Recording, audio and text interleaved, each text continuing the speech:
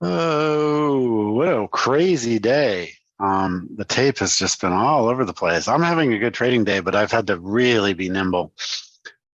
Nimble mongoose. Yeah, that's a good way of putting it. That is a good way of putting it. All right, it's just gone 9 o'clock, as Lee would say. So let's get started. I have to start with just a brief FYI and an apology. I about 20 minutes ago got a wicked migraine for no reason. I used to get them all the time, and I haven't had them in years. And so I'm taking some stuff for it and drinking a little coffee, which usually helps. But anyway, I apologize if I'm not 100%. I think I've got some good material for you guys. This is our inaugural ETF hour. I've talked about ETFs in TRG for years, and mostly I talk about the leveraged ETFs, which I play. Those are my swing trades. I don't trade stocks. I trade leveraged ETFs when there's good setups, and I trade the futures. That's where I put my money. And boy, we're getting a very interesting setup right now at the low. About to get a ledge break. While we're talking, let's grab along there. Anyway, I'll pick off some ticks here. So I've really struggled with how to teach the leveraged ETF stuff. And as I've been playing around with different ways to teach it, we actually have some conditions now where there's other ETFs that are even more interesting. So what I thought I would do with this session is talk about some stuff that's just really timely right now. There's some really good opportunities out there, to park your money. And again, I want to also just make clear a couple of things. I am not an investment advisor, and I have no desire to be. So, make your own decisions and, manage your own risk. But I think that the ETF space can be very, very educational. It can also be really lucrative. And so I think it's a really good complement also for futures traders because, we have capital we don't want to have in the futures market. What do we do with it? And right now, that's a really tricky question because the investment space is so crazy. Bear market, all the stuff going on, all the layoffs, all the interest rates going up. So what I thought I would do in this session, I thought for the first one, we will generally talk about triple leveraged ETFs for the indexes when there is a good opportunity there. And I will wrap this session up with a little conversation about those. But before I do, I want to talk about some interesting high yield and commodity ETFs that I just recently noticed. A friend of mine liquidated a property and has a bunch of cash. And he was, again, I'm not an investment advisor, but he knows I know the space. And he's like, what are some ideas here? So I did a little homework for him on those, and I came up with some interesting stuff. So I thought I'd share it with you, and I'm going to share some of the sources too. They're just links on the internet. You really need to do your own homework in this space. And let me talk about that for just a minute. ETFs were invented because if you're my age, mutual funds used to be where you put your money in your retirement or to invest. And a mutual fund was run by a fund manager, and it charged a commission, and it was really expensive to trade those. And many 401k kind of matching plans still have those old style ones that have really high fees in them for whatever reason. But the ETFs were invented as a way of having a fund manager have access to capital and the fund trades like a stock. And that's why it's an exchange traded ET fund. Funds prior to this were not traded on exchanges. They were traded through brokers with really giant commissions. And like many other things, that kind of went away. But the ETF space is fraught with danger. So let me talk a little bit about the space in general, just, some terms to be clear. An ETF is an exchange traded fund. It has all of the rules of the Securities and Exchange Commission for funds and for equities, because it's a little bit of both. It's a hybrid. You're buying shares, in other words, equity, in the performance of a fund manager in a certain space, and they define the space that they're going to be in, and they have to follow that. They can't, go trade oil if they're a gold fund, or if they're an index fund, they can't trade commodities, and you get the point. It's important to understand that these things are not perfect, and one of the big dangers with ETFs is that some of them can leak a lot of equity. And by that, I mean, whatever the thing they're tracking. Remember, an ETF is a derivative of something. It's tracking something. So if we have an ETF of the S&P 500, like SPY, for example, good example, that one moves with SPY up and down, and it generally holds its equity. It's not leveraged. And so if you invested money in SPY and the market wasn't moving, you wouldn't lose money. Okay, that's what I'm talking about here. Important to understand that many commodity, high yield, and absolutely all leveraged funds, however, do leak equity. And this is a really important point to understand. What is he talking about? Leak equity. Let's use as an example something like TQQQ or SQQQ, the leveraged NASDAQ ETFs. If you Google those and look at what their mission is, they're trying to produce change in their fund that is equivalent to 3 times the movement of the index that they're tracking. So they're a derivative of a derivative of a derivative, and then they're applying leverage to that. If you don't understand the math of that, it's important to at least consider it. What this means is, in order to triple whatever the NASDAQ is going to do in a day, or triple the opposite of it, like right now, let's look, the NASDAQ is down 13 points. Okay, so to triple that, you'd have to be at 12 points. You'd have to be down 36 points, right? Well, how can you do that if the index is only down 12? The way that they do it is they trade futures and options and futures options, and they leverage themselves even more. And that's how they achieve those returns. And they mark themselves to market. In other words, they try to keep it in parity all the time throughout the day. But they typically actually mark to market and measure, where's the index? Are we 3 times it or minus 3 times it? They typically do that about twice a day. Once in the afternoon, about an hour before the close, and once about an hour and change after the open. So it's important to understand that in order to be able to do that, you're spending more money. Oh, dozer doodle, you're wet. Oh boy, come here. I'm sorry, guys. I have a wet doodle that just walked in. Okay, come here. Good boy. Yeah, you can come out here. Okay. Or you can lie down. That works too. All right. Anyway, so back to that.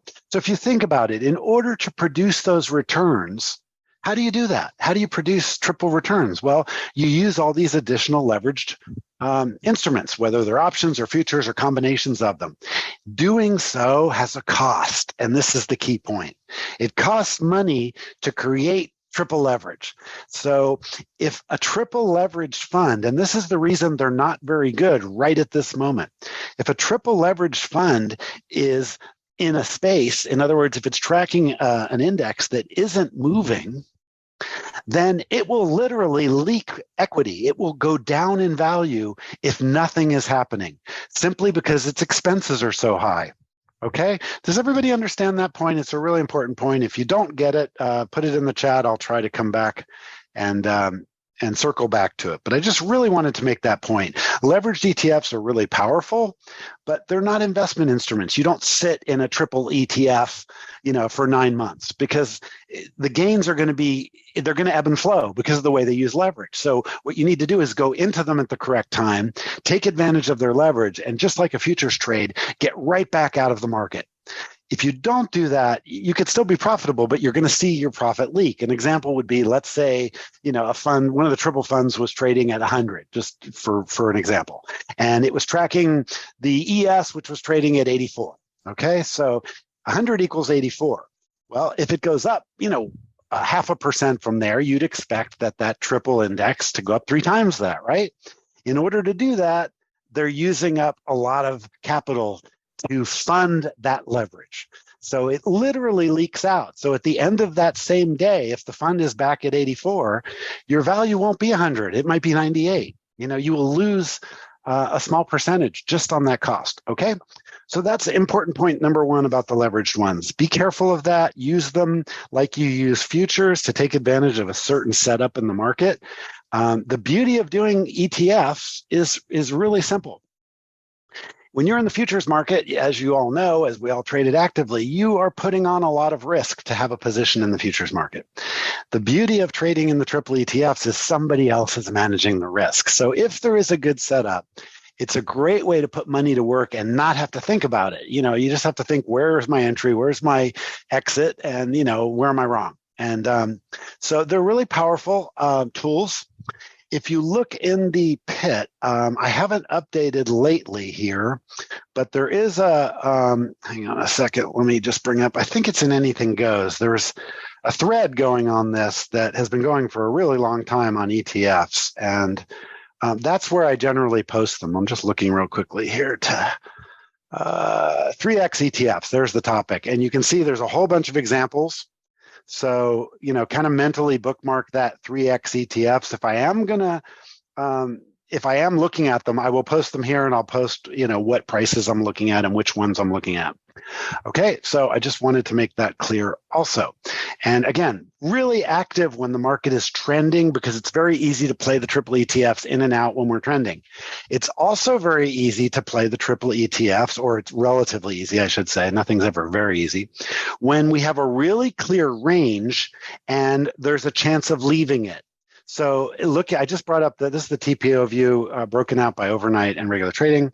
You can see, the setup that we talked about this morning. We still have a single print above us. We did get that other one, and there's a weak poor high above us. So great. This could be an interesting long. I don't want to play this with a triple ETF, though, because it's not a stable spot. Yeah, you might catch that. That might all happen in the overnight, or, and you can't trade in and out of the ETF. But this is not the kind of range that you're looking at to play these. If you recall about, 6 months ago, before we really started this bear market, ranges like this would go on, and we would consolidate for, a solid 2 weeks with the same kind of behavior in a really tight range. That, folks, is where you play the triple the triple leveraged ETFs. You wait for a setup where the market is really consolidating at a high or a low, and then you play it the other way. Okay, so let's see, legacy. Okay, I'm not sure. All right, anyway, the conditions right now just aren't good for the triple leveraged ones. I will come back to them. We will do other sessions on that. And I will show you examples where they're good setups. And if you look at that stream, you'll see a bunch of them with charts and explanations. So for reference, check out the 3X ETF in Anything Goes. All right, having said that, let's move back to the two I said I would talk to. Legacy is where the ETF list is with. Oh, got it. He's talking about the Legacy Slack stream, I believe, which is gone now. Yeah, we took that one out. There was one where I posted a list of all the ETFs, and I was starting to do the class on it, and then I wound it down. So yeah. Anyway, let's so now, because ETFs are so easy to get in and out of, literally you buy them like a stock, and it doesn't require any additional effort. And again, that's why they're so popular, and that's why they're so useful. What's going on right now? Well, we've got this bear market. We're selling off. Interest rates are going up.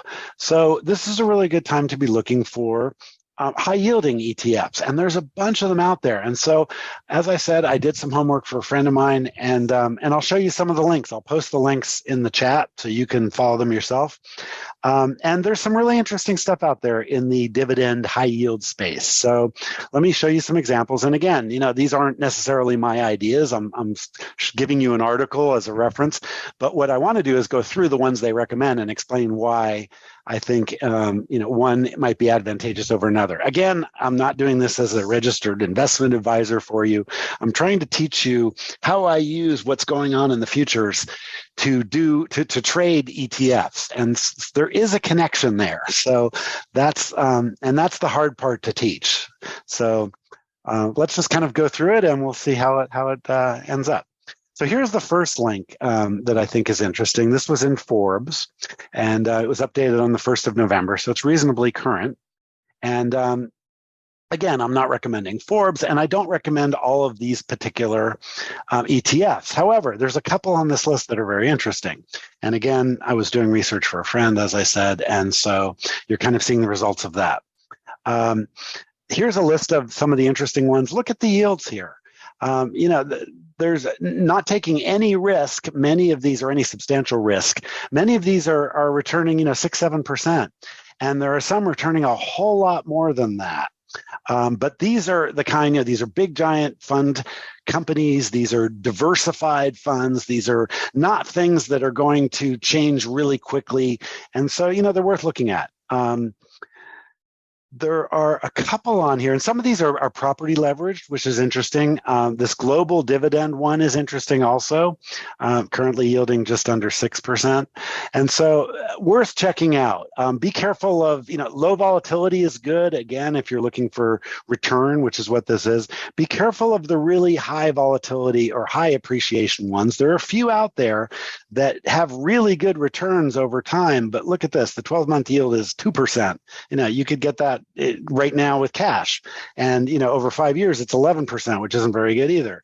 So make sure you read them, and they explain their methodology, and they're looking for 5-year returns. And again, as an investor, that isn't a bad idea, but I tend to be a little more risk oriented. So I agree with all these considerations that they point out here, but I like to take a little more risk than this. And so everything on this list, and as they go through and explain it, you'll see, again, these are relatively conservative ones in this space. Okay, so check those out. Again, some of them are real estate based, some are equity based, and this is the key. These are reputable fund families, with a history of performance. Okay, that's certainly where a big chunk of your capital should be. But, I like to take a little more risk. So there are some more interesting ones than those. So again, this link is in the chat, so we'll leave that one there and let's move on. I found this to be a very interesting list. This is the highest yields of the top 100. So again, I will put this in the chat. And again, these are just sources you could Google and find. There's all kinds of information out there on ETFs. Rather than recreate it, I'll just point you to it. Some of these are interesting. Look at some of the returns. Dividend yield of 26% in an oil fund. Look at this one. ProShares Crude Oil Strategy ETF. And it's important to read what the funds do and their way of making money. Don't just look at the return and say, oh my God, I want the highest one. Because this crude oil strategy, it sounds like they're selling options or futures against crude oil to get that 26%. And so that's probably going to be a kind of a risky one to play. Let's read a little bit about it here and see what it says. So this is Oil K, it's called. And come on. There it goes. It's loading up. Okay. So it's trading at 48 bucks. Oh God, why is this so slow? All right. Anyway, these metrics here are really useful. How much money is involved? Who issued it? Is it a reputable firm? What did they invest in and how did they do it? And this will explain that to you. And this is worth reading. Holdings analysis. What are their holdings? If you look at these things, you will see where the potential risk comes from of any of the funds that good way to hedge the cost of fuel. Yes, that is interesting as well. Hang on, holdings, there we go. So look what they hold primarily. They're holding, large, well, let's see, hold on. That doesn't actually say what they're holding. One doesn't say what it is. Hang on, let's see.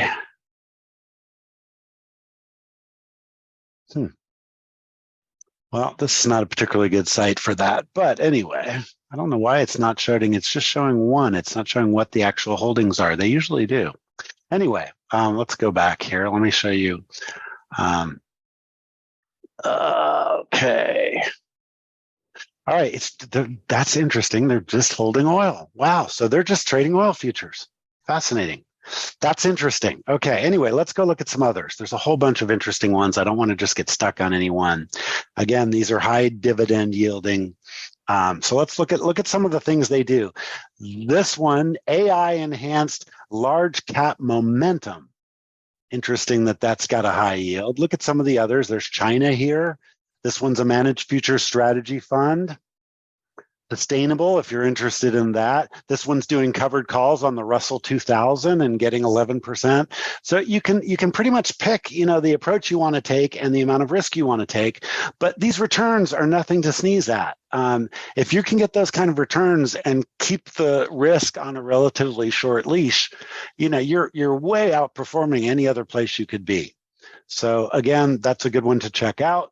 Let me move on to another one.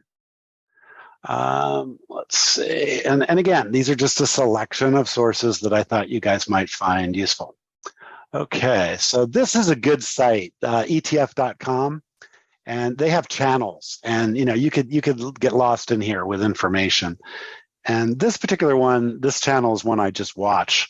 Their high dividend yield ETF overview, and they constantly rank them, and they do it different ways. So AUM is assets under management, and this is money flowing in and out. And remember what I said, money flowing out of leveraged funds can cause them, even if the market they're leveraged against is profitable, they can lose money. So be careful, watch the inflows and outflows of the funds you're trading if you're doing it, and just make sure you're not one of the ones that's suddenly having people liquidate from it, because that will cause the value to fall. It's important to understand that they track an asset, and that's what their objective is. But the value is also based on how many people are buying and selling the fund, and they balance those two pieces. And that's why it can often get a little bit skewed. And some of these are really interesting. Look at this one, Global Dividend ETF, 230% DIVD. Let's check that one out. So massive money flowing into this fund. It's up 0.5% today, and you can see who issues it, and it's not tracking an index. You can go to the page and look up what it does. This is also cool. They show competing ETFs. So if you want to see some other examples that are similar, and you can even click and compare any of those. So let's say I want to compare this to this other one, SDIV. It will just throw up a quick comparison for me.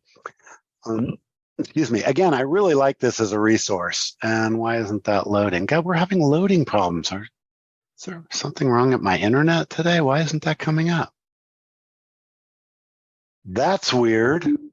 Okay. Strange. Yeah, totally strange. Does that link work on your computer, JVC? Let me stick it in the chat, that actual comparison link. Wrote in.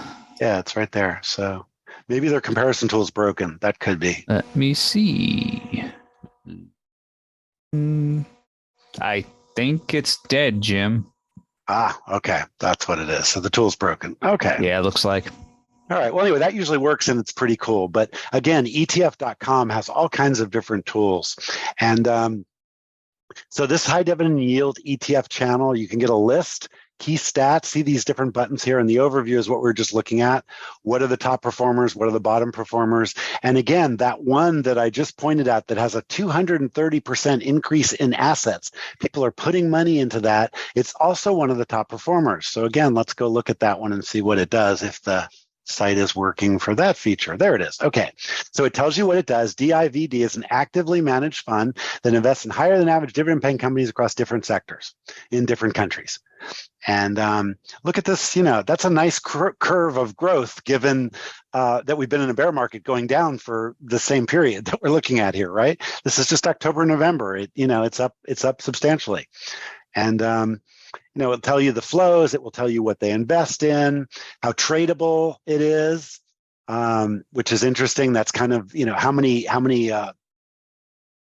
I was going to say contracts, but how many shares is correct. How many shares trade daily? You want to trade the ETFs that are a little bit more, higher volume is better. And this is also interesting. You can see what this fund actually owns. And, you could maybe duplicate some of that yourself just buying those equities. But see, that's the point of ETFs. Instead of having to go in and buy 1, 2, 3, 4, 5, 6, 7, 8, 9, 10, 11, 12, 13, 14, 15, 16, 18, 20, 22, 24, 26, you get the point. I'd have to buy, 100 different stocks, or I could just buy this ETF and it will track all of those dividends for me. So,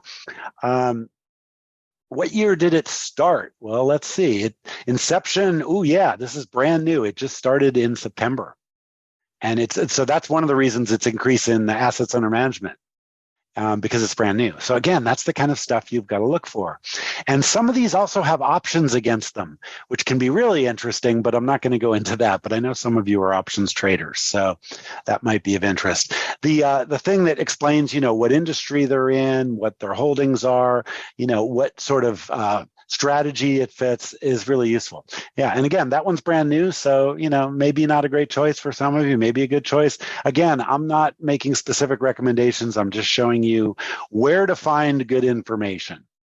So hang on, let's see. I want to go. Let me go back to the one that I was on. Let's see. I want that dividend channel, which is not here. Hang on a second. There it is. Okay. Oh, so that's interesting that's the one that just came. That's a brand new one. Interesting to also look at what's being redeemed. I do look at that to see what's money flowing out of, and high dividend, low volatility has the highest net outflow right now, which is interesting. And you can also run these lists that will show you, their current, how big they are, who issues them, their current returns, et cetera. So good stuff. Yes. Okay. That would be great, JVC. Thank you. Yeah, new isn't necessarily bad, David. It's just, again, what are you trying to do? If you're trying to earn a high return, new is not bad at all, as long as it's a reputable company. The thing I would avoid, and this is important to jot down, ETFs are funds and they're regulated as funds. There's another animal in this space that's called an ETN, NORA, N, and that stands for Exchange Traded Note. And that is where a couple of Canadian banks, the Bank of Montreal loves to do this. They issue these and they trade like ETFs with the exact same idea. But the problem with them is they're only guaranteed by a bank. They're not secured by anything. The bank that issues them guarantees them. And that brings in an additional layer of risk that you need to consider. So make sure you understand that an ETN and an ETF are not the same. ETNs are slightly more risky. Be very careful of that. On the other hand, they can also offer higher returns, right? All right. So again, real good site. ETF.com has, you can get lost in here learning and looking at different, screens and comparisons and all kinds of stuff. Okay, in the commodity space, there's a bunch of good stuff, and this article has it's a Kiplinger article, and it's recent. It has a bunch of really good recommendations in it, and in classic kind of Kiplinger fashion, they go through them in good detail, and they explain how much, what the expenses are, what the assets under management are, and what the fund does.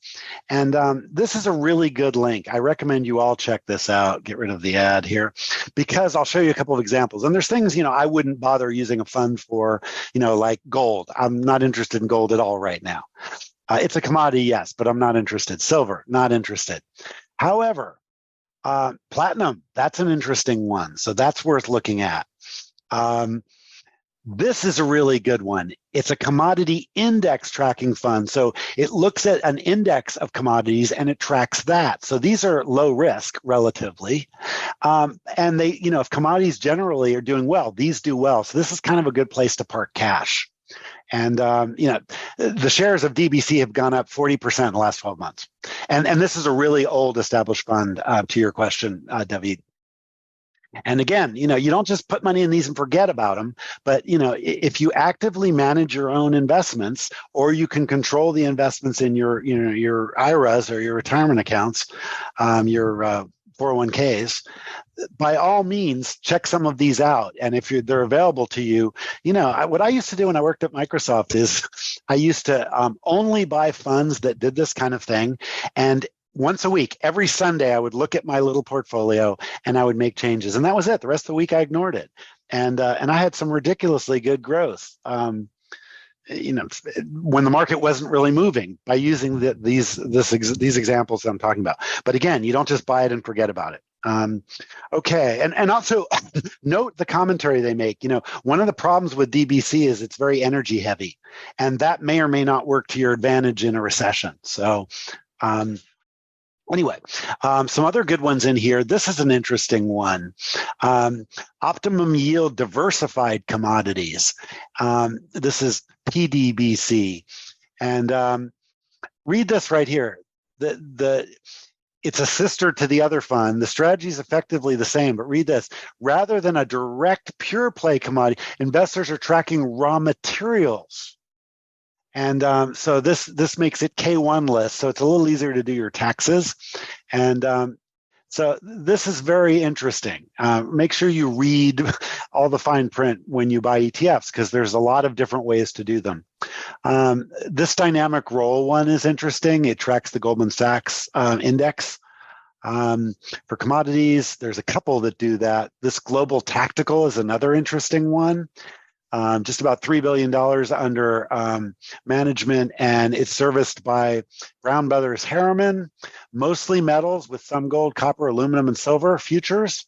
And they can go flexibility to go heavily into oil and gas, or even corn and soybeans. So these guys can do whatever they think the right thing to be doing is, and I really like that. And they're up 21% in 2022 so far. So, this is so much better than just leaving your money doing nothing in the bank or whatever, isn't it? Let's see. You can only hope to manage the risk on the capital invested, not its dividend. How do you manage the risk on an ETF that doesn't reflect a tight sector, oil, S&P, in which some correlation is possible? I'm not sure I understand your question, Bob. You can Would you manage. like to unmute to explain? Yeah, would that be better? If you need to, yeah.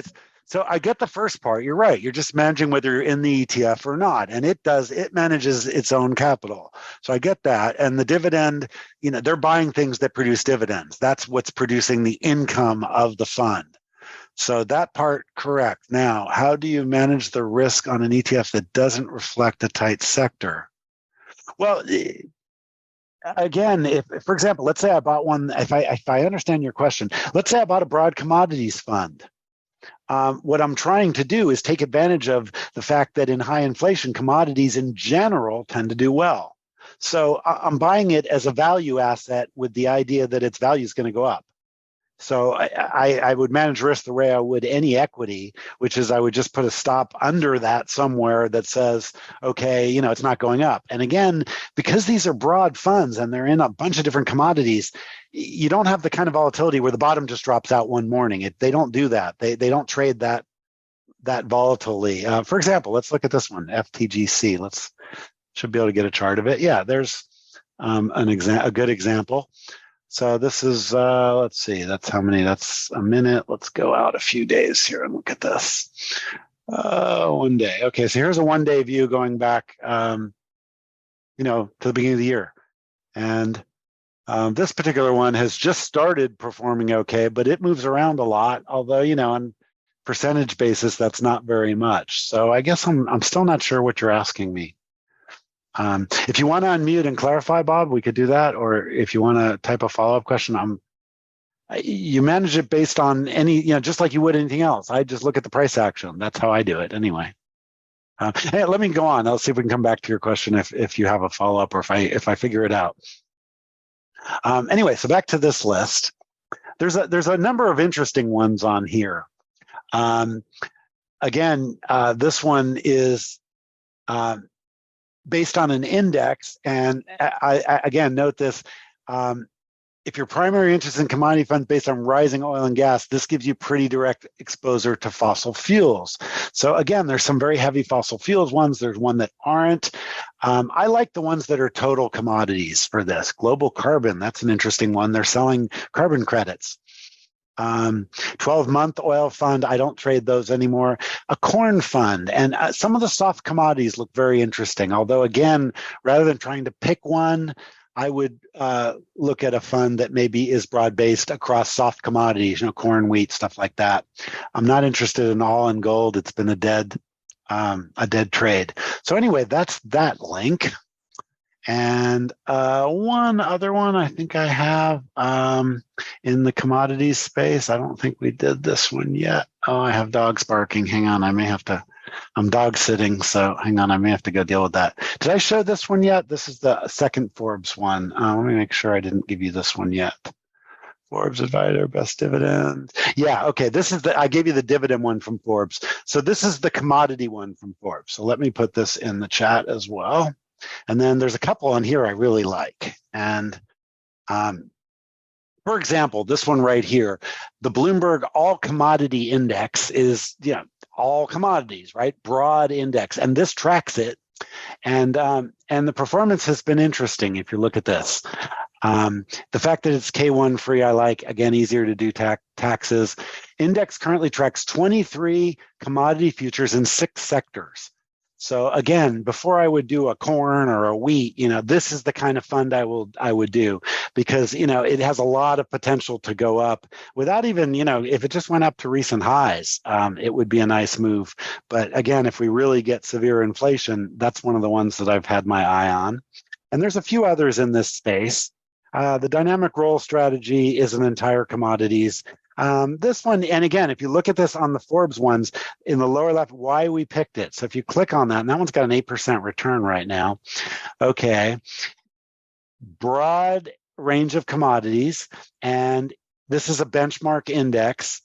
And this rolls with new futures contracts as they roll, which is interesting. So it's taking advantage of back retardation and contango, if you were those fun terms in the futures world. So this is a way that they optimize. This particular funds look to optimize its results and minimize its costs.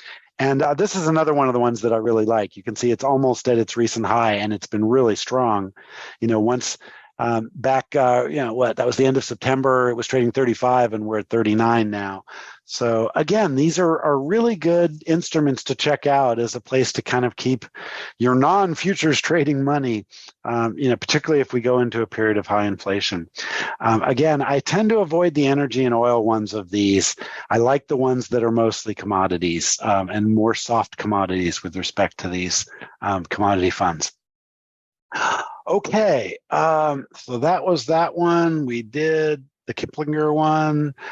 So those are the primary links I have to give you in this space. And now, that was the commodity. We talked about the commodity and the high yield.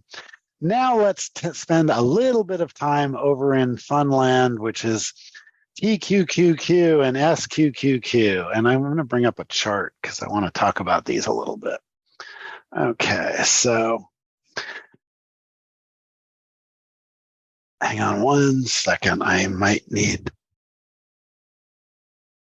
Are you going to be leaving soon? In about an hour. Okay. I'm tired. All righty. All right.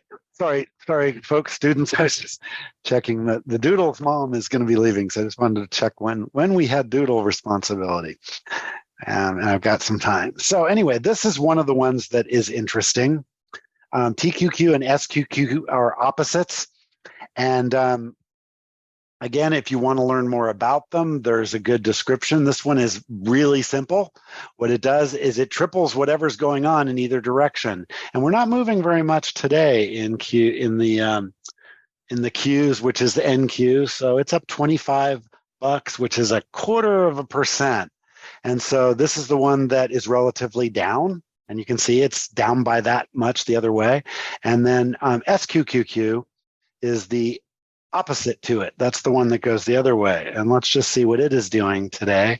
And then again, I want to remind you, these are just leaking equity is what's happening. So you can see that one's up a tiny bit, which makes sense because the index is up a tiny bit. It should be up, let's see, 0.2. So it's not, so right now it's not in correlation. Look at this. Look at this is what's going on in the futures, and this is off just a bit. So that's interesting. And that's why they leak, because the fund manager is constantly solving that problem of balancing his cost of leverage with the price of his fund as money is flowing in and out of the fund. Does everybody get that? Yes, this one is recorded. Does everybody understand that that's the problem with these, and that therefore, if you're going to use leveraged instruments, you have to do it when there's momentum. You guys get that? That's a critical point. But this is fun to watch. And just what I do periodically is just look at where is the index and where is it performing relative to it, and to see if it's, leaking or not. And it often is leaking during days like this where we're just kind of going nowhere in a range. Because if you think about it, people are putting money in, the fund manager is trying to get 3 times or negative 3 times, and we're not moving around enough for that to work. So he's just spending money on futures and options. And so the fund is literally just losing money as he's trying to do that. So it's important to understand that that's the problem there, and to only play those when we truly have a good setup. And again, go look at the 3X ETF stream in the pit. I'm going to bring it up real quickly because I want to show you an example of what a good setup looks like there. And that might be where I wrap this session up, because I apologize. I've got this massive migraine for no reason, and I might need to give myself a shot. And at the same time, I'm going to have doggy duty again here in an hour. So I need to deal with my head. Let's see. So, okay, this is a really interesting, if you look at this example here that I posted back in the end of May, and see equity index futures, and we just bought the long 3X for a quick bounce. This is an example of how to do that. And you can see, we got our quick bounce, and that's how you want to play those. So when it turns, the leverage works in your favor. And you can see I give some examples of that, the prices and some charts. So when you have a chance, you might want to look through this. It might help you understand it if you don't already. And go ahead and put that back. Hang on a second. We're also having a rainstorm here. I see you guys. Hi. Don't worry, Uncle Jeff's going to take you out after the rain. All right. Anyway, so let's see. Are there any other questions or comments? Are there any questions or comments? I'm kind of half formed because of the headache, and I'm also just today trying to give you an understanding of the space. ETFs are not ETNs. They're different. Be careful of ETNs. You'll see them all over the leverage space. The Toronto and Montreal banks love to issue them. They're not inherently bad. Just understand, you're buying a note. You're not buying equity. Whereas ETFs are equity in a fund that has a specific mission, and there's money there that's doing that. And therefore, there's a less risky situation. Right now, again, just to summarize, I would be shopping on the sources that I gave you, and by all means, do your own research. There's all kinds of really good high yield stuff right now, and I would just pick a basket of those. And the same with the commodity funds.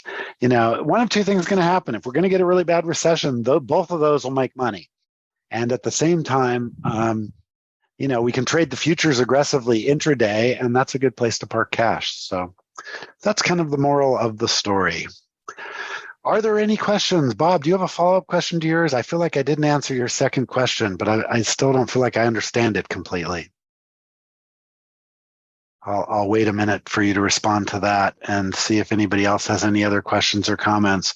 What I'm going to try to do going forward with this particular class is focus, as we said, the purpose is really to focus on the triple leveraged ETFs and when they're good opportunities and which ones are best. And if we could get a good solid range established, then we'll get an opportunity for that.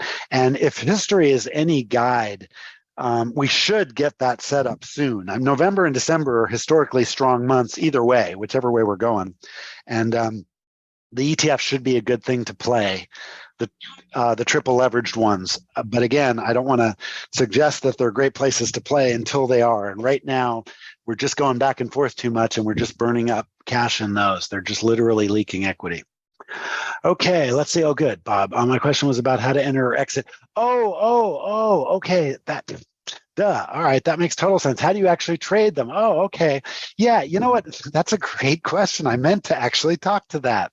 What I do is if I'm using the futures to trade them, in other words, if I'm trading the triple leveraged ETFs that are that track ES or NQ, any of those, then I use the futures. When the futures are at a good entry point, I buy the triple ETF. I use the futures as a guide because they generally do things before the ETF can get to it, because the ETF is also trading the futures. So, you can get there first by looking at a setup in the futures, trading the ETF. Absolutely, that is correct. Now I get your question. But for the other ones, you really don't have anything to peg it to or correlate it to. So what you have to do, what I do anyway, is I just look at supply and demand. So let's say, here, let's just pick one. Let's say I wanted to trade DBC. Let's just put the symbol in and we'll get a chart. Here it is. Okay, the Invesco one. And so this is 1 day. That's not very useful. Let's look at 6 months. Okay, there's 6 months. And I'd kind of look Boy, it just exceeded a recent high. So it's in a spring at the moment. So this is the kind of pattern I would join. I would try to buy any pullback I could, but you might not get one. It certainly, I would get aggressive at 25 on this one because, that's its recent base. And, look at the potential here. If it just goes back up to its recent high at 30, that's $4 and a $26, stock. That's a nice return, quick 20%, right? So that's the way I do it. I look at the individual pattern of the ETF because there's really nothing else to go by. You're absolutely correct. And I'm sorry I didn't understand your question because that's a really good question. And if you think about it, this is tracking a broad basket of commodities. So you really don't have any other way of deciding when to enter. You can watch the inflows and outflows, but I think the best way to do it is a simple, just a simple technical pattern on the price chart. That's a great question, by the way. I'm sorry I didn't, again, not feeling 100%. I feel like my head's going to blow off here. So I should have figured that out earlier. Your question was well worded. I just wasn't tracking. So anyway, good question. Are there any other questions? Are there any other comments? Again, I'm just getting started on this topic. I want to make it really clear that that's why we named this the ETF Hour. It's going to be like, pull up a cup of coffee and Jeff will talk about some ideas in ETFs for an hour. And sometimes there'll be really great setups in the leveraged ETFs. Sometimes like today, there won't be. And we can just chit chat about other opportunities or, the terminology or tactics, any of those things. So that's what we'll be doing. Anyway, do you see our chart another platform for at least using volume swings? No, because they don't track that way, David. If you think about it, people don't buy the fund on a low volume pullback. The fund is being bought because somebody wants to own the assets that the fund owns. So this is not speculation. You ask a really good question. You don't even understand how good a question you're asking me, David. Think about this for a second. What we do in the futures market is we speculate. We look to game motion or to game, the traded volume, the auction. These funds don't work that way because money flowing into them makes them go up, and money flows in as a value play. They are buying value, and we don't trade value in the futures market. We trade motion, or the lack of it, right? So the great question, and there isn't a good way to do that. You can't look at them using traditional means because when money starts flowing into an ETF aggressively, it will just kind of never look back because it's a value play and people want to buy that value. So I look for standard springs and upthrusts work really good. Wyckoffean stuff works great because that's a price pattern and it will get you good entries into those ETFs. Okay, so excellent question. Are there any other questions? I don't see any other questions. Okay, cool.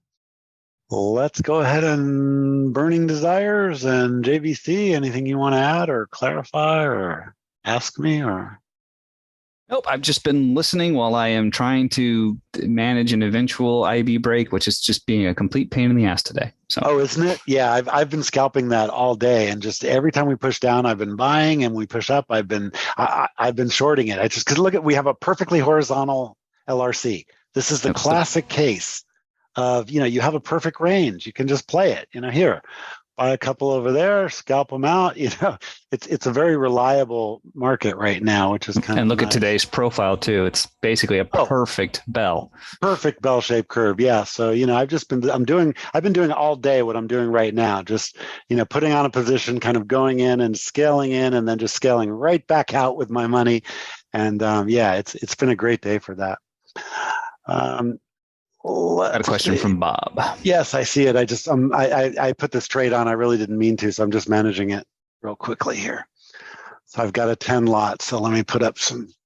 See, that's 11. So I don't want 11 exits. I want 10. Okay, let's start taking profits here, and then I'll answer the question.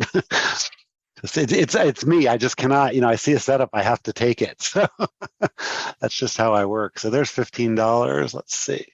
Cool. There's boom. All right. That was a little $40 winner in a couple of seconds. All right. So if your ability to read the chart and get a good entry, the candy appeal of the dividends is very quickly lost. Well, it depends on if you're buying a dividend stock or an ETF, Bob. I hope it's clear, because when you buy a dividend stock, they pay you the dividends. What these dividend ETFs do, and there's a couple of different ways they do it, but most of them put the dividends back into the fund as capital, and that's how the price grows. They don't actually pay out at that rate. Some of them do, though, and that's why it's important to read how they, like the K1 ones, those are going to be paying dividends, and you have to file a K1, and it's a pain in the ass. The other ones are treated just like stocks, and it's just simply short-term capital gains. So let's see, managing risk seems to be just, does it take yeah, exactly. That's exactly how I do it. Does it take out a recent low? And if it does, sometimes, there might be a good reason for that. If you look at that particular fund and say, oh, well, 20% of its assets are in Microsoft, and Microsoft cut their dividend or what, sometimes it can be something like that. And you might be better off staying with it because it might just bounce back. But, that's where the understanding what the fund does and why it dropped becomes important. And again, that's a little bit above the scope of this discussion, but that's an excellent point. Okay. You're welcome. All right. I don't see any other questions. We're just coming into the hour, top of the hour, running a little short, but that's probably a good thing for my brain headache. So, and I have a few other things I've got to do today. It's going to be a tricky day. All right, guys, let's go ahead and wrap it up. Keep up the faith. Today's a really good trading day. If you just who said it right at the beginning? If you stay nimble and just that comment, it was perfect. Hang on, I got to scroll back to it. Nimble mongoose. Yes, Andrew, you had it exactly correct. You're not here anymore, though. All right. Anyway. Cool. All right. I'll see you guys. Let's see tomorrow. Don't forget, we've got all of Lee's stuff. And, this week, it's feeling like the market might be starting a little holiday energy here, that despite the bear market and the bad economy, the market still will try to do some sort of pre-Thanksgiving rally. The market always does. It's just the nature of equities. So, that's why I really like the idea of buying the lows and, scalping the highs. But if I had to pick a direction, I would think that we have another short squeeze in us soon. Put it that way. All right. Thank you, Maria. Thank you, everybody. We will see you later. Have a good day. I'm going to go. I'm going to go take turmeric and try to get rid of this headache. Man, I used to consume Imitrex, which is a prescription. I used to do that like a couple times a day. Stay away from that crap. Yeesh. I know. And I haven't had to do that in a decade. And this just came out of nowhere. So. Hopefully it's nothing serious. Be well. What's that? Yes, thank you. Be well. And have a good one, everybody. We will see you tomorrow.